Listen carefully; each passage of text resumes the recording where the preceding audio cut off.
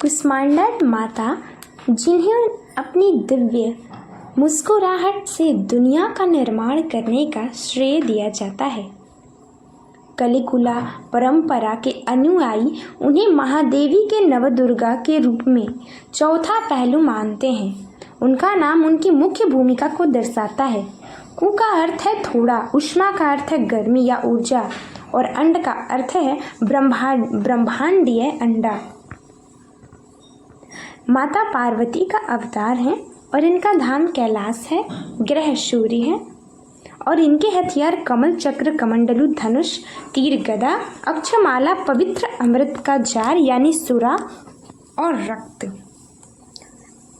पर्वत, चीता और नवरात्रि, नवदुर्गा की नवरात्रि के त्योहारों के चौथे दिन माता कुष्मांडा की पूजा की जाती है। माना जाता है कि वह स्वास्थ्य सुधार करती हैं और धन और शक्ति प्रदान करती हैं। देवी कुष्मांडा के 8 हाथ हैं, इसीलिए उन्हें अष्टभुजा देवी के रूप में भी जाना जाता है। ऐसा माना जाता है कि सिद्धियों और निधियों को प्रदान करने की सारी शक्ति उनकी जप माला में निहित है।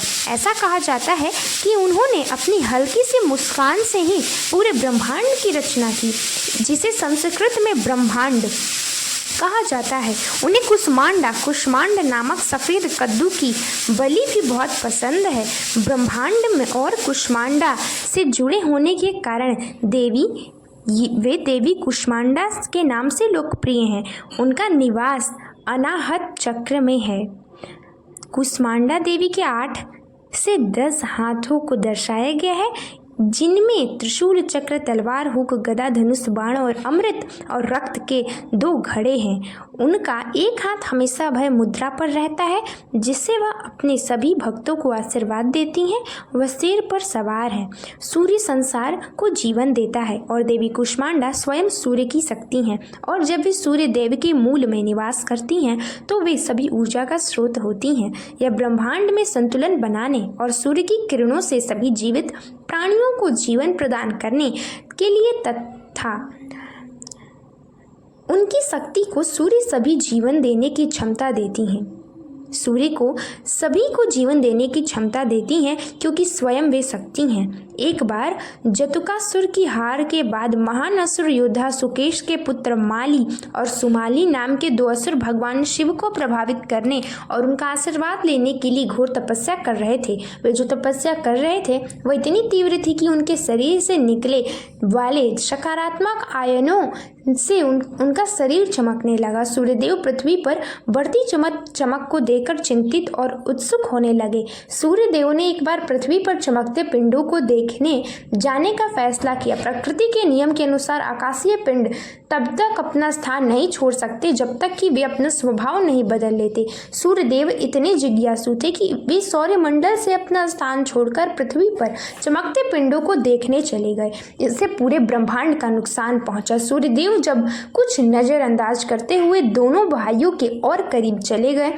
अपने ध्यान में मंत्रमुग्ध दोनों भाई इस बात से अनजान थे। परिणाम स्वरूप संपूर्ण विश्व और सौर मंडल में अंधकार छा गया। अंधकार इतना भयावह था कि कोई भी अपनी आंखों से ब्रह्मांड को देख नहीं सकता था। इसके अलावा इससे गुरुत्वाकर्षण की हानि हुई और आकाशीय पिंडों में असंतुलन का सामना करना पड़ा। सूर्यदेव को अचेत पड़ा देखकर देवताओं के पिता ऋषि कश्यप टूट गए। ऋषि कश्यप ने शिव जी को श्राप दिया कि जैसे उन्होंने अपने पुत्र को मारा, एक दिन वे अपने ही पुत्र को मार देंगे। शिव पार्वती जी के पास गए और उनसे अपनी गलती सुधारने के लिए मदद का अनुरोध किया। उन्होंने उन्हें बताते हुए एहसास दिलाया कि वे सभी ऊर्जाओं का स्रोत हैं। वे ब्रह्मांड की माता हैं। पार्वती ब्रह्मांड में उस स्थान पर गई जहाँ सूर्यदेव स्थित थे। उन्होंने अपने तेज से अग्नि और प्रकाश से भरा एक गोलाकार पिंड बनाया, जिसे अब सूर्य के रूप में जाना जाता है। बाद में सुकेश और ऋषि कश्यप उस स्थान पर पहुंचे। सुकेश की आंखों में आंसू थे। हालांकि ऋषि कश्यप क्रोधित थे। ऋषि कश्यप ने शिव जी को श्राप दिया कि जैसे उन्होंने अपने पुत्र को मारा, एक दिन वे अपने ही बच्चे को मार देंगे। शिव ने सुकेश और ऋषि कश्यप दोनों को इस स्थिति का समाधान पाने के लिए देवी पार्वती के पास जाने को कहा। ऋषि कश्यप सूर्यदेव को जीवित करने के लिए देवी पार्वती के पास गए। देवी पार्वती रसोई में गई और 2 बर्तन ले आई। देवी पार्वती ने उन दोनों से एक बर्तन में अपना रक्त भरने को कहा। ऋषि कश्यप ने अपनी शक्ति से उन दोनों के शरीर से रक्त को बर्तन में भर दिया। फिर दूसरा बर्तन अपने आप अमृत से भर गया। पार्वती माता ने ऋषि कश्यप के पवित्र रक्त और अमृत को सूर्य देव के मुख में डालने को कहा।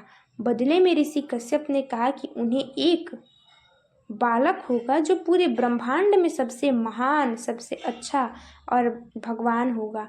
सुकेश और उनकी पत्नी देववती भी माली और सुमाली की राख के साथ देवी पार्वती के पास गए। देवी पार्वती ने देववती को गर्भ में एक अंडा दिया। बाद में अंडे से जो उत्पन्न बच्चे थे वो राक्षसी थे। हालांकि माता पार्वती को उनके अच्छे कर्मों के लिए कुष्मांडा नाम दिया था, जहाँ कुष्मा का अर्थ है कुछ और उष्मा अर्थात गर्मी का अंड अर्थात अंडे जैसी गोल संरचना। बाद में सूर्य देव ने भी कुष्मांडा देवी से सूर्यलोक में सूर्यासन पर बैठने का अनुरोध किया। कुष्मांडा देवी में सूर्य के मूल में रहने की शक्ति और ताकत है। उनकी चमक सूर्य को उसकी चमक देती है। कहा जाता है कि वह सूर्य को दिशा निर्देश देती हैं। इनका लोक भी सूर्य लोक है। इस तरह माता पार्वती का नाम कुष्मांडा पड़ा। जब सृष्टि का अस्तित्व नहीं था तब इन्हीं देवी ने ब्रह्मांड की रचना की थी। अतः ये सृष्टि की आदि स्वरूपा आदि शक्ति हैं। इनका निवास सूर्य मंडल के भीतर के लोक में है। वहाँ निवास कर सकने की क्षमता और शक्ति केवल इन्हीं में है। इनके शरीर की कांति और प्रभा भी सूर्य के समान ही दैदीप्यमान है। इनके तेज और प्रकाश से 10 दिशाएं प्रकाशित हो रही हैं। ब्रह्मांड की सभी वस्तुओं और प्राणियों में अवस्थित तेज इन्हीं की छाया है। माँ की 8 भुजाएं हैं, अतः ये अष्टभुजा देवी के नाम से विख्यात है। इनके 7 हाथ में क्रमशः कमंडल, धनुष, बाण, कमल, पुष्प, अमृत पूर्ण कलश, चक्र तथा गदा है। 8वें हाथ में सभी सिद्धियों और निधियों को देने वाली जपमाला है।